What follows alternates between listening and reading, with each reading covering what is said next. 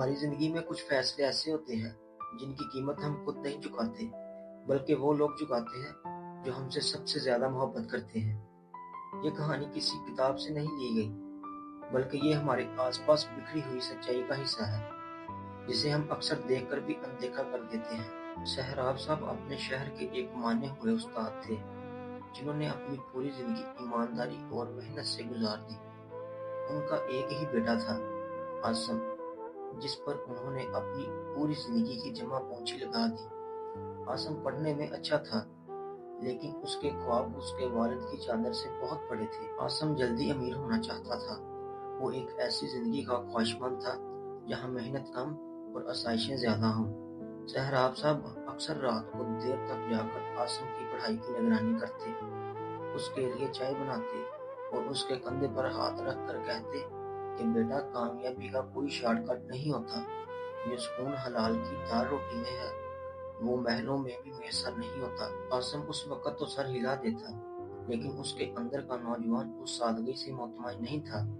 جب عاصم نے یونیورسٹی کی پڑھائی مکمل کی تو اسے ایک عام سی نوکری کی پیشکش ہوئی، جہاں تنخواہ تو کم تھی لیکن عزت اور سکون تھا۔ سہراب صاحب بہت خوش تھے۔ انہوں نے محلے میں مٹھائی بانٹنے کا ارادہ کیا، لیکن عاصم نے اس نوکری کو ٹھکرا دیا۔ اس کا کہنا تھا کہ وہ اتنی معمولی رقم کے لیے صبح سے شام تک گدھوں کی طرح کام نہیں کر سکتا۔ اس نے اپنے کچھ دوستوں کے ساتھ مل کر ایک ایسے کاروبار میں پیسے لگانے کا فیصلہ کیا جو راتوں رات امیر بننے کا جھانسا دیتا تھا۔ سہراب صاحب نے اسے بہت سمجھایا۔ انہوں نے کہا کہ بیٹا، جس راستے کی بنیاد لالچ پر ہو وہ کبھی منزل تک نہیں پہنچتا۔ لیکن عاصم نے ان کی ایک نہ سنی۔ اس نے ضد کر کے اپنے والد کی عمر بھر کی جمع پونجی، وہ انہوں نے اپنے ریٹائرمنٹ کے بعد کے لیے رکھی تھی، اس کاروبار میں لگا دی۔ شروع کے چند ماہ تو سب کچھ بہت اچھا تھا۔ عاصم کے پاس مہنگی گاڑی آ گئی، اس کا اٹھنا بیٹھنا بدل گیا، اور وہ اپنے والد کو دیکھنے لگا جیسے وہ پرانے زمانے کے پسندیدہ انسان ہوں۔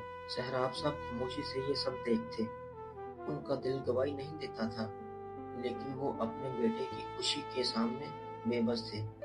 پھر ایک دن اچانک وہ ہوا جس کا ڈر تھا۔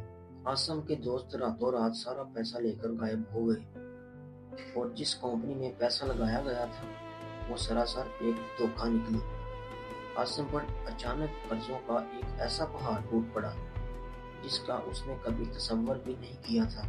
جو لوگ کل تک اس کے آگے پیچھے پھرتے تھے، اب وہ اس کے خون کے پیاسے ہو گئے۔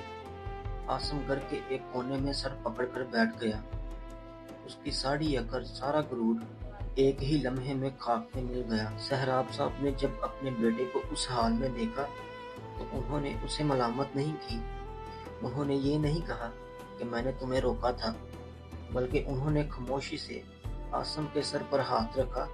اس بوڑھے باپ نے اپنے بیٹے کو بچانے کے لیے وہ خاندانی مکان بیچنے کا فیصلہ کیا جس کی ایک ایک اینٹ انہوں نے اپنی جوانی کے خون پسینہ بہا کر رکھی تھی۔ مکان بک گیا، قرضہ اتر گیا، لیکن سہراب صاحب کے وجود کا ایک حصہ جیسے مکان کے مٹی تلے دب گیا ہو۔ وہ چھوٹے سے کرائے کے مکان میں منتقل ہو گئے، جہاں نہ تو وہ پرانی رونق تھی اور نہ ہی وہ عزت۔ سہراب صاحب دن بدن کمزور ہوتے گئے، ان کی آنکھ کی چمک ختم ہو گئی۔ سہراب صاحب اب گھنٹوں کھڑکی کے پاس بیٹھ کر باہر دیکھتے رہتے، جیسے وہ اپنے بیتے ہوئے دن تلاش کر رہے ہوں۔ عاصم کو اب اپنی غلطی کا احساس ہو رہا تھا، لیکن یہ احساس بہت دیر سے آیا تھا۔ وہ اب ایک معمولی سی نوکری کر رہا تھا، وہ محنت بھی کر رہا تھا، لیکن جب وہ اپنے والد کی جوڑیاں زدہ چہرہ دیکھتا، وہ کانپتے ہوئے ہاتھ دیکھتا تو اس کا دل اندر سے پھٹ جاتا۔ ایک رات جب شدید بارش ہو رہی تھی، سہراب صاحب کی طبیعت اچانک خراب ہو گئی۔ عاصم انہیں ہاسپٹل لے جانے کے لیے گاڑی ڈھونڈتا رہا، لیکن اس غریب محلے میں کوئی اس کی مدد کے لیے موجود نہیں تھا، اور اس کے پاس اتنے پیسے بھی نہیں تھے کہ وہ فوراً کسی بڑی گاڑی کا انتظام کر سکتا۔ جب وہ کسی طرح اپنے والد کو ہاسپٹل لے کر پہنچا تو ڈاکٹروں نے سر ہلا دیا۔ سہراب صاحب اب اس دنیا سے جا چکے تھے، لیکن ان کے چہرے پر ایک عجیب سی خاموشی اور سکون تھا، جیسے وہ इस दुनिया के तमाम बोझ से आज़ाद हो गए हों। आसिम हॉस्पिटल के ठंडे फर्श पर बैठकर बिलक बिलक कर रोया। आज आसिम को महसूस हुआ कि उसने सिर्फ अपने वालिद को नहीं खोया, बल्कि अपनी जिंदगी का सबसे बड़ा साया, अपनी सबसे बड़ी दौलत खो दी है। आज आसिम के पास सब कुछ है, वो एक अच्छी पोजीशन पर है, उसके पास पैसा भी है, लेकिन वो हर रात उसी किराए के मकान की खिड़की में बैठकर रोता है। वो सोचता है कि काश उसने उस दिन अपने वालिद की बात मान ली होती, काश वो रातों रात अमीर होने का ख्वाब ना देखता, काश वो अपने बूढ़े बाप को सुकून दे पाता जिसका वो हकदार था। ये कहानी हमें ये सिखाती है कि वालिदैन की नसीहतें शायद वक्त पर कड़वी लगती हैं, उनके असूल शायद हमें पुराने ज़माने के लगते हैं, लेकिन उनके तजर्बात और उनकी दुआओं से बड़ा कोई सरमाया नहीं होता। हम अक्सर बड़ी चीज़ों के पीछे भागते भागते वो सब कीमती चीज़ें खो देते हैं जो हमारे पास होती हैं, और जब तक हमें उसकी कीमत का अंदाज़ा होता है तब तक बहुत देर हो चुकी होती है।